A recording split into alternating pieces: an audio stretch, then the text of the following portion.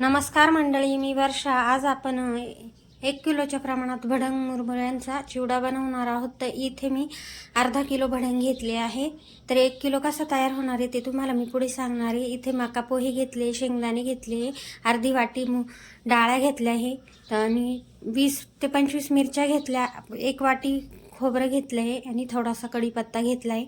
आता मसाले बघून घेऊया. 1 चमचा हळद घेतली आहे आणि 1.5 चमचा लाल तिखट घेतलं आहे, 1.5 चमचा चिवडा मसाला घेतला आहे, 1.5 चमचा आणि कांदा लसूण मसाला घेतला आहे आणि 1 चमचा आमचूर पावडर आणि 2 चमचे मीठ घेतला आहे.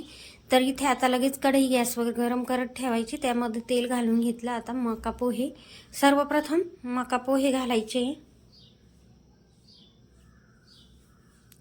तर तेल तापलंय, आपण मका पोहे तळून घेऊया.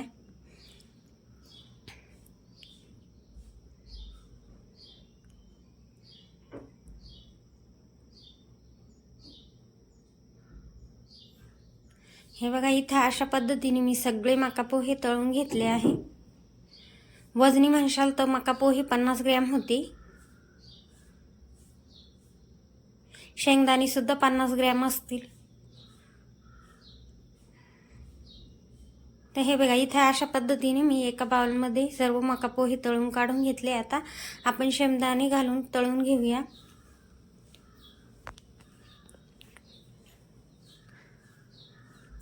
इथे दाणेही छान आपल्याला लालसर तळून घ्यायचे आहे.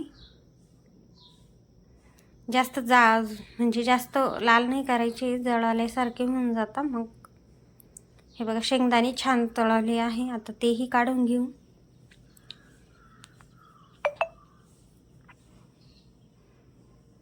आता आपण खोबरं तळून घेऊया. खोबरं तळताना गॅस कमी करून तळायचा आहे, एकदम जोरात गॅस ठेवायचा नाही आहे. आणि तेल थोडंसं कमी गरम असलं तरी चालेल, नाही तर खोबरं करपून जातं, करपलेलं खोबरं लागतं. एक थोडंसं गोल्डन ब्राऊन होईपर्यंत आपल्याला तळून घ्यायचं आहे.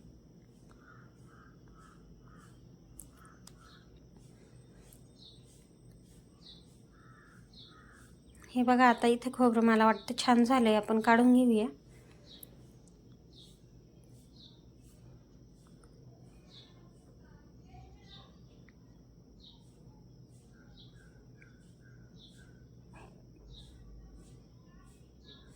खोबरंही त्याच वाटीमध्ये काढून घेतलं मी.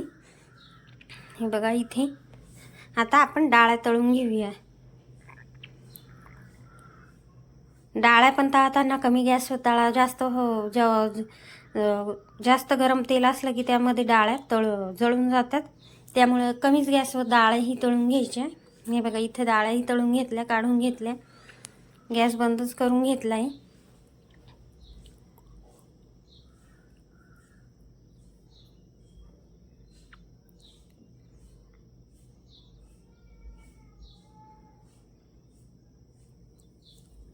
आता कढीपत्ता तळून घेऊया. कढीपत्त्याचा गॅस बंद असला तरीही चालेल, तरी कढीपत्ता छान तळतो, जास्त उडत नाही किंवा काय नाही.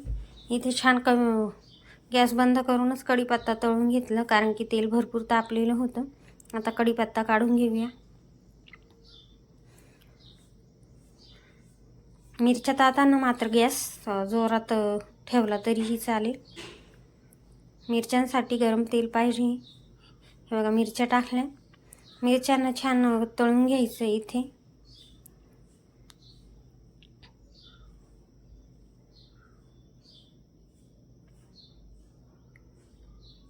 मिरच्याही छान तळून घेतल्या, काढून घेतल्या. आता आपल्याला मसाले तळून घ्यायचे. सर्वप्रथम हळद टाकली, गॅस बंद केला तरीही चालेल. लाल तिखट घातलं, चिवडा मसाला घातला, कांदा लसूण मसाला घातला. हे सगळे मसाले एकत्र करून आता आपण हे मुरमुऱ्या ओतून घेऊया. हे बघा, हे तेल टाकलं की एखाद्या झाऱ्याच्या किंवा उतरण्याच्या साह्याने तुम्ही हा चिवडा छान मिक्स करून घ्यायचा. नंतर हाताने चोळून घेतलं सगळीकडे छान मिक्स करून घ्यायचं.